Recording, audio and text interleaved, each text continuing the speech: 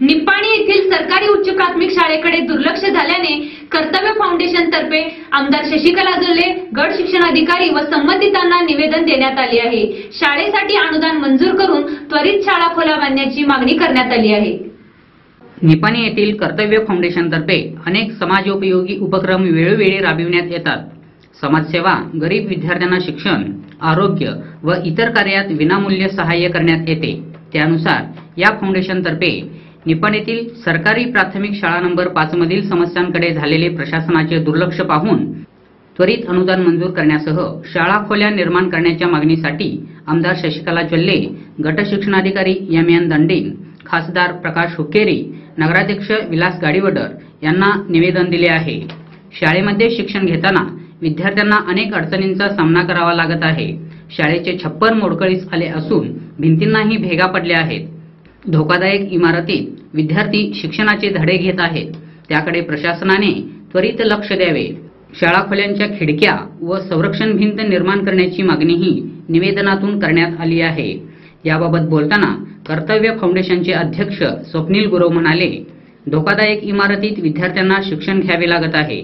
शासनासह आमदार, गट शिक्षणाधिकाऱ्यांनी याकडे लक्ष देण्याची आवश्यकता आहे। इमारतीची पडझड होत असून मोठी दुर्घटना घडण्यापूर्वी दखल घेण्याची आवश्यकता आहे।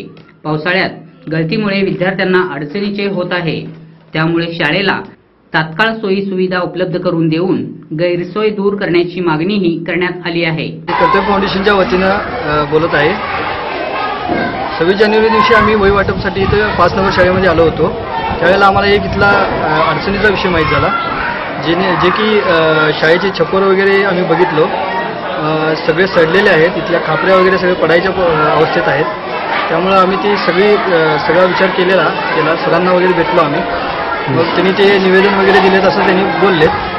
तरी आम्ही आमच्याकडून आम्ही ते जे निवेदन द्यावं म्हणून आम्ही परत विचार केला। त्यांनी 2-3 वर्ष प्रयत्न करतात, त्या निवेदनाचा काही त्यांना लाभ होत नाही आहे। परत इथल्या मुलांचा जीव पण एकदम गांभीर्याने म्हणजे धोक्यात असल्यागत आहे।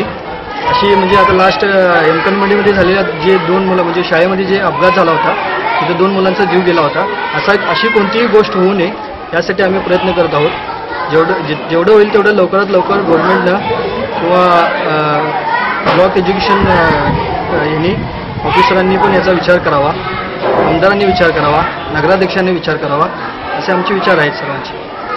समस्येतल्या काय काय आहेत? इथल्या समस्या पूर्ण जे हे आहे 60 आहे ते सगळं बाद झालेलं आहे। इथल्या खापऱ्या वगैरे पडायच्या अवस्थेत आहेत। परत इथं अस्वच्छतेचं पण हे आहे, कंपाऊंड नाही आहे।